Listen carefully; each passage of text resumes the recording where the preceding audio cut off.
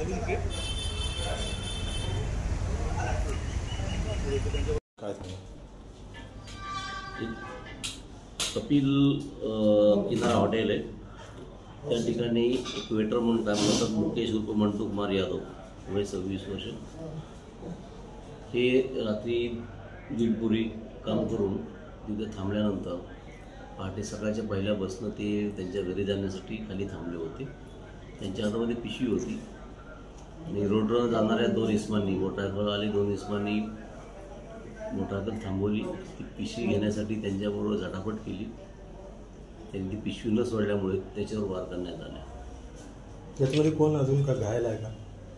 त्याला वाचवण्यासाठी त्याच्या आवाजामुळे त्याचा एक मित्र आहे दिनेश जगदीश यादव, हा तिथे धावून आला होता आणि त्याला पण चाकूचे वार दिले.